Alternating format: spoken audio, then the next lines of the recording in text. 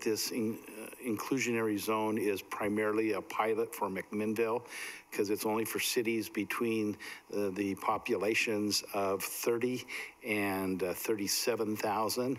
And there's two cities that fall in that category, McMinnville and Oregon City, but the county has to be between 102 and 175, so we're the only city there. So we had a very, very good discussion with the committee yesterday.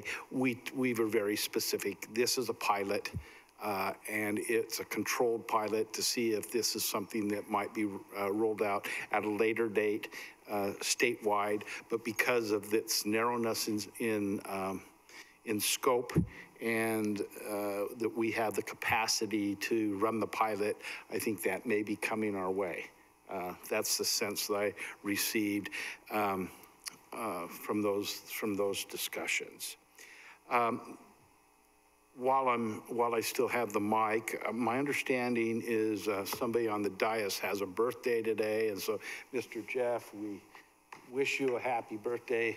I wonder what it's like to be 39 and looking young like you are. So, but but happy birthday! I hear they treated you well in your office today, and maybe did a little decoration. So we send those best wishes to you. Let's go around to departments. Tim? I don't have anything to add, Mr. Mayor, except for happy birthday. Chief? All right. Mr. Mayor, just an update on the Amity work that we've been doing. We had a couple of open houses, one in Perrydale, one at the Amity Fire Station a week and a half ago. April 4th, we'll be having a work session to lay some goals and groundwork for the first year contract. And April 16th, we'll be going to the board for contract approval for the Amity board. Everything's successful. We'll have it on the agenda for City Council on the 23rd. Thank you, Chief. Marcia? Melissa?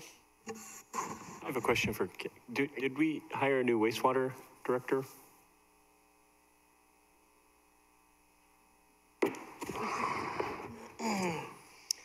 So we did complete the recruitment for wastewater manager, and internal candidate Leland Kester, who was our WRF and pump station operations superintendent, has been promoted to wastewater manager. Oh, so fantastic. We're working with Kylie on a recruitment for his... The operations superintendent then? For his former position. So. Cool. Thanks. Thank you for the update. Melissa? David? And Jeff? All right. I think you've heard quite enough from me. Okay.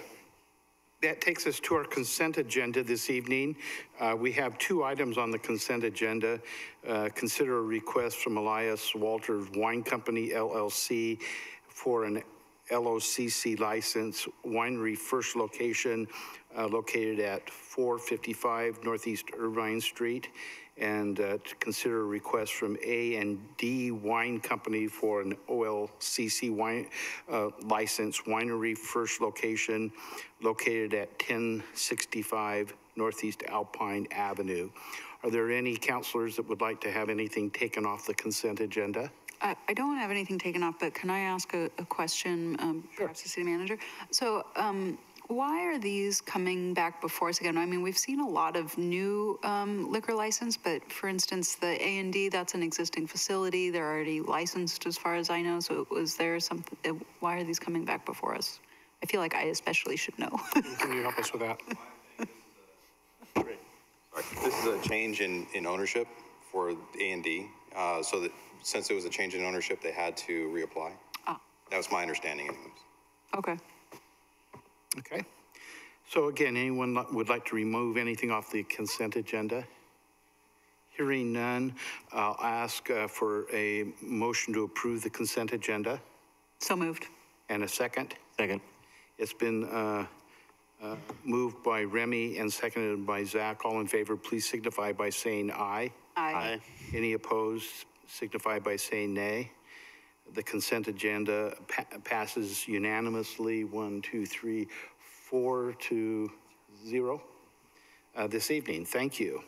That takes us to our resolutions this evening, and we're going to consider Resolution 2019-19, a resolution awarding a contract for the Biosolids application project 2019-1. And so Mike will turn that over for discussion. Thank you, Mayor, members of the council. I'll refer you to the brief staff report in your packet from Project Manager Larry Sherwood that outlines the bid results for this annual contract for biosolids hauling and application. As you may know, the water reclamation facility generates Class A biosolid product, which is exceptional level product based on our treatment processes. And given that classification of product, we don't have further application regulations from DEQ. And so we haul approximately 4.5 million gallons of that product annually and apply it to farm fields in the area. And so Tribeca is the lowest responsible bidder in your packet. They've had the contract since 2013, and so this will be their third renewal of that 3-year contract. So unless there are any questions, I would recommend that you adopt the resolution as presented in your packet. That. Thank you, Mike. And as Mike indicated, this is something that we do annually. So any questions for Mike or discussion among the council? I have a few. Go ahead. Mike, what's the demand among the farmers for this product? Is it hard for us to get rid of, or is there a waiting list for application, or? Well, some of that is seasonal, and it depends on the farmer. A lot of them are rotating crops, and so the biosolids might work on a grass seed crop and not work on their next crop. But it's a very well-received product within the area, and we do have an active list of folks that will take the product if we have it. So it's not difficult for us to distribute and apply the biosolid product. With the rising costs, is there a marketability to the product that we could recoup some of that cost, either within our current list of farmers, or if you look at other municipalities and what they do with their wastewater solids, if they meet the same classification? That's a good question. Certainly, as we continue to grow as a community, our ability to generate this liquid applied product will become limited by capacity. And we've actually have in our wastewater master plan the need to evaluate expansion of the solids handling process, perhaps to a solid dried product, at which point is a little more marketable. But to my knowledge, there's not been an effort to look at trying to sell the product to farmers. It's been sort of a symbiotic relationship. It's good for us to distribute 4.5 million gallons of the product, and it certainly is a benefit to the farmers that receive the product. But and in context, there is a cost increase this year, but in $10 million operating budget, it's a fairly insignificant cost increase and doesn't have an impact on the utility structure or utility rates. Gotcha. I guess just moving forward, I would like to explore those options. I don't know how other councilors feel about that, but just with, I think any dollar matters in our budget, even though it is a very small, amount in that operating budget. I would still like to recapture that if possible. Maybe not 100% cost recovery, but if we just captured our increases when contracts came up, I would definitely like to explore that. And if, we don't have capacity to store additional and we need to make sure we get rid of it every year, I totally understand that as well. There's only so big of a tank out there to store our classifications, but I just think regardless, the farmer needs to get nitrogen into his soil. So if he's not getting free product from us, he's buying it from OVS or Simplot or Marion Ag. So, we should be able to recover something. Thank you, Adam. Any further discussions or questions? In addition to echoing Adam's interest in finding some sort of equitability in that, how far out does it travel? What's the farthest reaching farm that this waste will hit? I'd have to get that information for you, Zach. I do know that, you know, we set the bid price up so that there's a cost for hauling within a 10-mile radius and then a cost for greater than 10 to 25. So my assumption is we're within a 25-mile radius. So, but specifically how far the farthest farm, I'd have to look that up for you. Any other questions or comments? Hearing none, I will then ask for a motion to approve Resolution 2019-19. So moved. In a second. Second, oh, geez. It's been moved by Adam and seconded by Wendy. All those in favor, please indicate by saying aye. Aye. Any opposed, please signify by saying nay. This resolution, 2019-19, passes unanimously 4-0.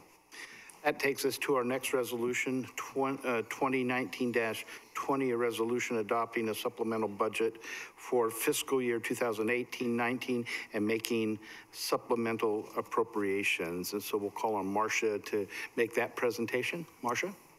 Thank you, Mayor and members of the council. I would refer you to the staff report in your packet. Resolution 2019-20 proposes a supplemental budget for the General Fund Fire Department and the Ambulance Fund. This supplemental budget is necessary due to personnel costs and equipment costs that were incurred when our city firefighters responded to wildfire conflagrations in Oregon and California in July and August of 2018, and then also to the Hurricane Michael emergency in Florida in October of 2018. So this resolution increases the intergovernmental revenue for the reimbursements that will be received, and also increases appropriations for the unanticipated costs incurred. The city will receive a total reimbursements of $275,315, and the staff report has a table that shows that broken down in more detail. In the General Fund Fire Department, intergovernmental revenues for the reimbursements are increased to $186,420, and appropriations are increased by the same amount, with personal services increased by $112,937, and materials and services by $73,483. And then in the ambulance fund, revenues and personnel services appropriations are increased by a total of $88,895. And I would defer any other questions to Chief Leifert. So, any questions or discussions? I kind of see this almost as a housekeeping to do this. But the one thing I would like to share is that Damon Schultz had an opportunity to go to Hurricane Michael and represent us there. And I had an opportunity at the last county emergency management meeting.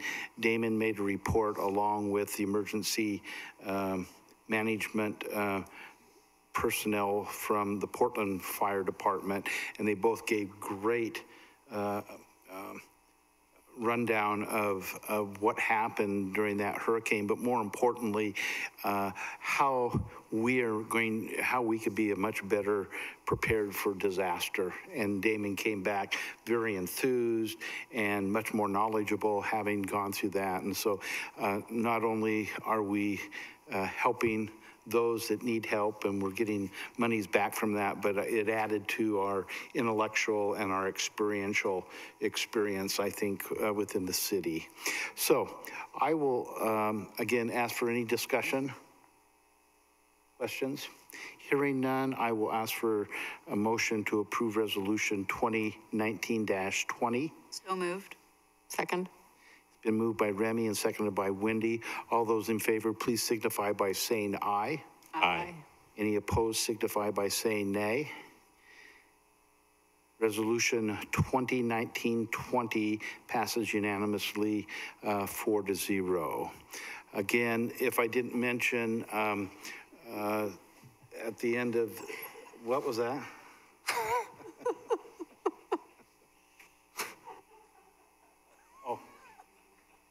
I love that. Baby blue. Councilor Mankey, Council President Mankey is on vacation, and Sal was sick today, so we excuse them, and we have our birthday boy, okay? Happy birthday to you.